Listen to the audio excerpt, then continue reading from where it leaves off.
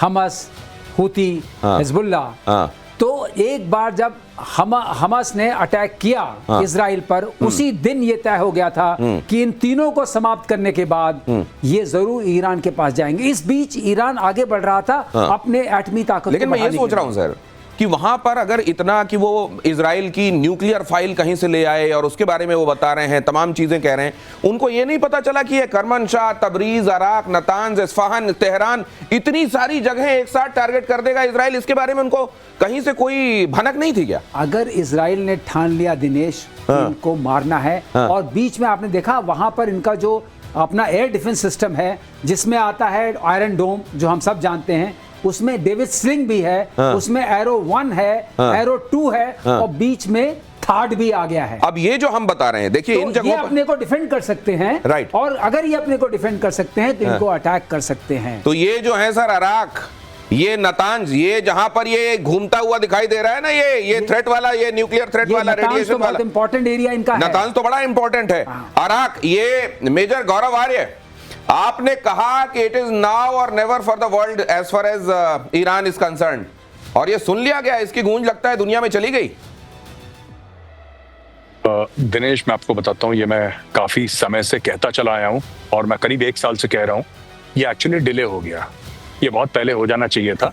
और जो deal sign करी थी वेस्टर्न कंट्रीज ने, जो डील साइन करी थी जिसमें अमेरिका भी था, और फिर जैसा कि सर ने कुछ दिन पहले आपको बताया था ना कि इजराइल गया था और इजराइल ने एक ऑपरेशन के तहत 50,000 कागज उनके उठा के ले आए और कुछ सीडीज उठा के ले आए। तो उसमें असली पॉइंट ये है कि उसके बाद ट्रंप ने 2015 में उस ट्रीटी से ट्रंप वॉकआउट कर गया था। ट्रंप ने बोला कि अब मैं इस ट्रीटी का हिस्सा नहीं बनूंगा, बिकॉज इट इज नॉट, क्योंकि इसमें साफ ये लग रहा है कि ये लोग तो बेवकूफ बना रहे हैं हमको, ईरानियंस। राइट।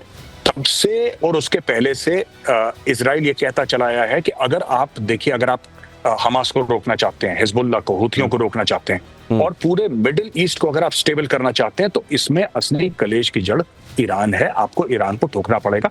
आज की तारीख में ईरान जितना डैमेज कर रहा है आपको, ये देखिए, ईरान डैमेज कर रहा है, और ईरान के पास न्यूक्लियर वेपन्स नहीं है आज की तारीख में। आप ये सोचिए कि जिस दिन ईरान के पास न्यूक्लियर वेपन्स होंगे, कश्मीर में फिर से वो तंजीमें खड़ी कर सकता है, करेगा। ये रेडिकल रेजिम है, it's a danger, a nuclear Iran is danger not to just the entire world, it is also a danger to India. ये केवल दुनिया के लिए खतरा नहीं है, भारत के लिए ये बहुत बड़ा खतरा है। मेजर गौरव आर्या ये कह रहे हैं कि बल्कि इस कार्रवाई, अब एक बात और मैं समझना चाहता हूं, ये देखिए जरा, ईरान को डोनाल्ड ट्रंप की सीधी धमकी, न्यूक्लियर डील को लेकर ट्रंप ने ईरान को धमकी दी, इजराइल से डील करो नहीं तो तबाही होगी, इजराइल के पास कई खतरनाक हथियार हैं, डील का विरोध करने वाले ईरानी मारे गए, ये कहा है डोनाल्ड ट्रंप। अब ये डोनाल्ड ट्रंप इसमें भी बड़ा अजीब प्ले कर रहे हैं। एक तरफ वो कह रहे हैं अमेरिका का कोई लेना देना नहीं, अमेरिका का इसमें कोई हाथ नहीं है, ये सब इजराइल ने किया है। दूसरी तरफ वो कह रहे हैं जल्दी डील करो, इजराइल के पास खतरनाक हथियार हैं।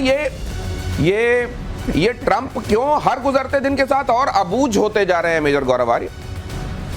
देखिए, सब ऐसा है, मैं आपको साफ सीधी बात बता दूं, जो खतरनाक हथियारों की बात कर रहे हैं, अभी सर ने थर्ड के बारे में बात करा, सर से ये भी पूछिए कि थर्ड दिया किसने उनको, ठीक है?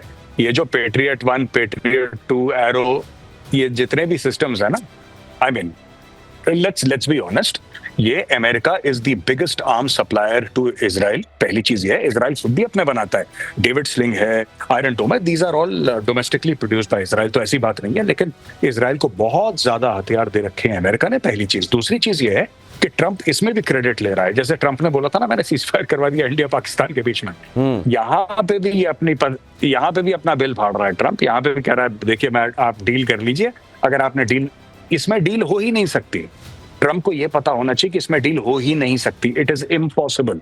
आप अगर आज $500 अरब का चेक दे देंगे ना ईरान को और बोलेंगे कि ये $500 अरब है, ईरान तब आपकी बात नहीं मानेगा। उसको पता है कि उसका सर्वाइवल विदाउट न्यूक्लियर वेपन्स नहीं है, वो इस नहज पर दुनिया को ले चुका है। आज की तारीख में ईरान की मजबूरी बन गई है न्यूक्लियर वेपन्स। आज की तारीख में ये मजबूरी, अब ये अमेरिका को देखेगा किस तरीके से, ईरान किस तरह से पढ़ने। अच्छा, ये भी कह दिया गया है हमारे जितने भी इंटरेस्ट्स हैं इस पूरे इलाके में, उनकी तरफ ईरान बिल्कुल देखे भी नहीं, हमारा कोई हाथ नहीं है। फिर ये भी कि इसको साइन कर दो नहीं तो इसके नतीजे बुरे हो जाएंगे। ये क्या दिखाना चाह रहा है अमेरिका? दिनेश, एक बात पक्की है कि इजराइल के पास जो भी हथियार हैं, उसमें जो टेक्नोलॉजी है और जो चिप्स हैं, जो कंप्यूट पावर है, वो उन देशों से आती है जिनसे अमेरिका जिनके ऊपर इन्फ्लुएंस कर सकता है। तो जो भी वहां प्रोडक्शन होता है वो सारा का सारा अमेरिकन सहयोग उनके संबंध से होता है। और दूसरी चीज, इनके पास जो जहाज है F-35 जिसको लेकर के वहां गए, उन्होंने अटैक किया है, वो भी अमेरिकन ही जहाज है, क्योंकि ये जहाज नहीं बनाते हैं। और वहां पर इस तरीके से घूम रहे हैं अमेरिकन जहाज। अभी मैं किसी से बात कर रहा था, जैसे कि कोई एयर ट्रैवल हो रहा है, सारे के सारे ईरान के ऊपर F-35 छाए हुए हैं। और जहां तक ये लग रहा है कि ये कैंपेन आज नहीं रुकने वाला है दिनेश, ये कैंपेन कम से कम 2-3 हफ्ते चलेगा। और जब तक ये शक्ति खत्म नहीं होती इनकी बनाने की, तब तक इजराइल मारता ही रहेगा। बहुत बड़ी बात कह रहे हैं पीके श्रीवास्तव। यहां प्रतिशोध में जो बोला जाता है उसको आप होते हुए देखते हैं। प्रतिशोध में यह कहा गया था कि ईरान का अब मेजर गौरव आर्या के शब्दों में अब उसकी चूड़ी टाइट करने का वक्त आ गया है, बल्कि देर हो रही है और ये चूड़ी टाइट हो गई। अब पीके श्रीवास्तव कह रहे हैं कि ये आप सोच रहे हैं कि अगर ये दिस फार नो फर्दर, ऐसा नहीं है। इसके अलावा आप देखेंगे ये लंबा चलने वाला कैंपेन है। और एक बात और मुझे याद आ रहा है, एक पहलवान मेजर गौरव आर्या, एक पहलवान मुझे याद आ रहा है, वो दूसरे पहलवान की छाती पे चढ़ा हुआ था, उसको मार भी रहा था और रो भी रहा था। लोगों ने कहा ये क्या कर रहे हो? उसने कहा इसलिए ये मार इसलिए रहा हूं क्योंकि मेरे को इससे खुंदक है, रो इसलिए रहा हूं कि अगर ये उठ गया तो मेरे को मारेगा बहुत। ये अगली खबर आपको बता रहा हूं, इजराइल के हमले में ईरान में बड़ी तबाही हुई है। IRGC के ये रेवोल्यूशनरी गार्ड जो है, इसके कमांडर इन चीफ हुसैन सलामी मारे गए। ईरानी सेना के चीफ ऑफ स्टाफ की भी मौत। अटैक में 6 परमाणु वैज्ञानिक मारे गए। ईरानी मीडिया का ये दावा, ये जोड़ तो बहुत बड़ा है ईरान के लिए, बहुत बड़ा। इन्होंने यही नहीं मारा, मिलिट्री इंस्टॉलेशंस को मारा, साइंटिस्ट को मारा, और आपकी जहां मैन्युफैक्चरिंग होती है उस फैसिलिटीज को मारा।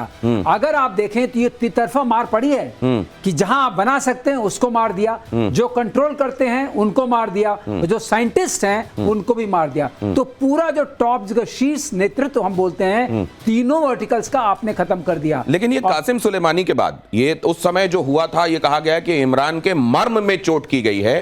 क्या ईरान के इसी तरीके से मर्म में ये उससे बड़ी चोट है? ये बहुत बड़ी, उससे बहुत बड़ी चोट है। आप ये देखिए, इस तरह की खुल्लम खुल्ला चीजों को पहले शायद हम विश्वास नहीं करते, लेकिन इसका मतलब है कि पानी नाक से इतना ऊपर चढ़ गया था कि ईरान को मारना एक मजबूरी बन गई थी इजराइल की, कि इनको तो मारना ही पड़ेगा। इसके रिपरकशंस क्या देखते हैं मेजर गौरव आर्य? ये ठीक है कि ये इतना ही नहीं, इसके आगे चलेगा, ये इजराइल की बात है।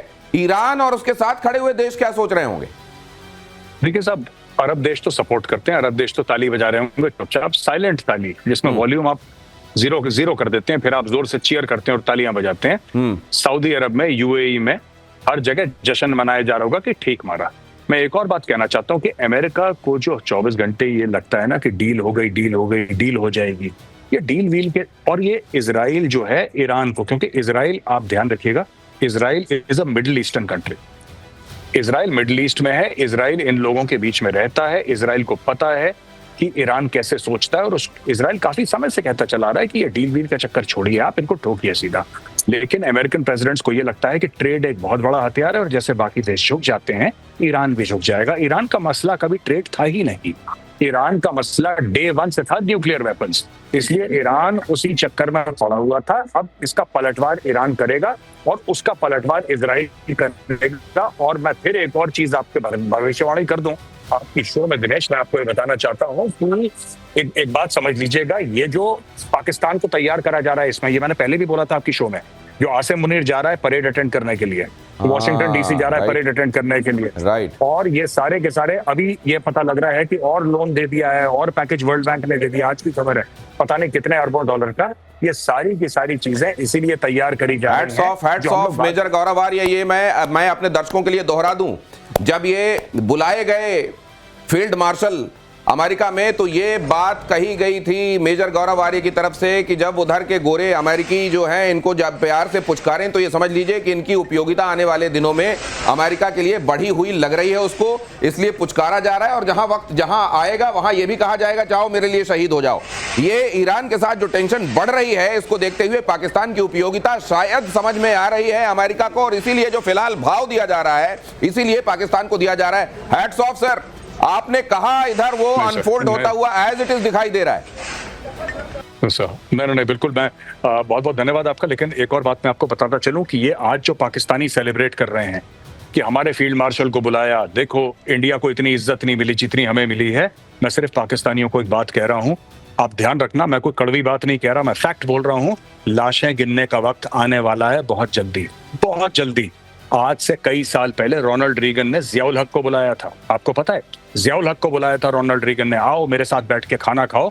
उसके बाद तालिबान पैदा हो गया।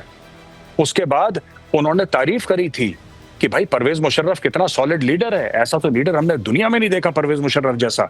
उसके बाद तहरीक तालिबान पाकिस्तान ने अटैक करने शुरू कर दिए और उसके बाद पाकिस्तान में 80,000 लोग मर गए, जिसका हवाला पाकिस्तान आज भी देता है। अब ये तीसरी बार तारीफ हो रही है पाकिस्तान की। अब Pakistan is on a hat trick.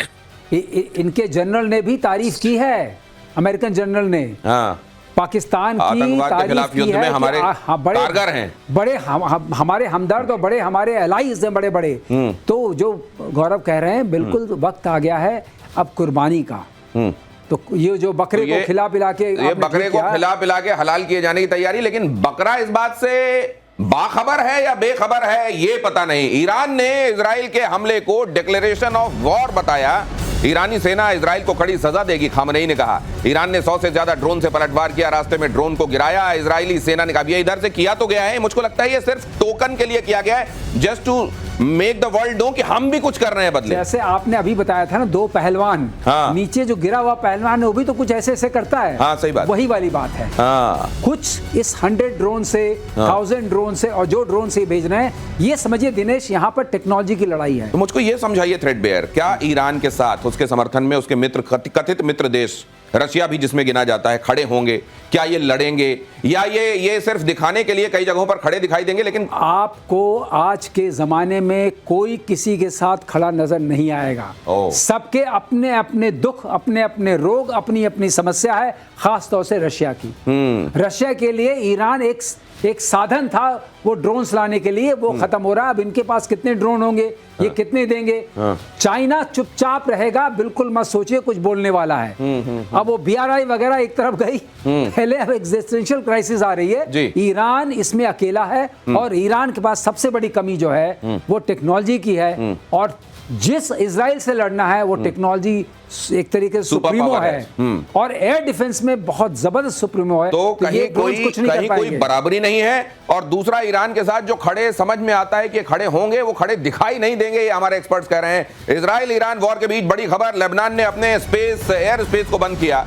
Lebanon ने अपने एयर स्पेस बंद किया। अब इसके मायने क्या हैं? वैसे तो लेबनान लगातार आपको दिखाई दे रहा है कि वो तनाव की स्थिति में ही चल रहा है, लेकिन यहाँ स्पेस बंद किए जाने से क्या मुराद है सर? ये वही तनाव की स्थिति में आप क्या कर सकते हैं? क्या कर सकते हैं? जब आपको समझ नहीं आता एयर स्पेस बंद कर देते हैं। लेकिन अगर इजराइल ने एयर स्पेस का वायलेशन किया तो आप क्या कर सकते हैं? आप क्या कर लेंगे? क्या कर लेंगे? वो वाली बात है। लेकिन अब इन्होंने बंद किया है तो इजराइल इसको अवॉइड करने की कोशिश करेगा। ये नहीं चाहते कि ईरान के हमले में हमारा नाम आए कि ये फ्लाइट्स हमारे ऊपर से जा रही थी। राइट। अगली खबर दिखाता हूं। ईरान के परमाणु ठिकानों पर हमले पर IAEA का बड़ा बयान। इजरायली हमले में न्यूक्लियर साइट को नुकसान नहीं हुआ है। इजराइल के हमले में न्यूक्लियर साइट को नुकसान नहीं हुआ है, IAEA का कहना है। ईरान एटमी कार्यक्रम को लेकर तय नियम नहीं मान रहा है, IAEA। ये भी दोनों बातें समझ में नहीं आ रही। दोनों बातें ऐसे जोड़िए दिनेश। उन्होंने कहा कि अभी हमला खत्म नहीं करो। अच्छा कि अभी कुछ हुआ नहीं है, अभी जारी रखो, मार जारी रखो। IAEA ये कह रहा है कि ये यहाँ जो ईरान ये कर रहा है, गड़बड़ कर रहा है, नियमों को नहीं मान रहा है, लेकिन ये भी कह रहा है कि साइट को अभी कोई नुकसान नहीं हो रहा है। इसको ऐसे देखा जाना चाहिए मेजर गौरव आर्य।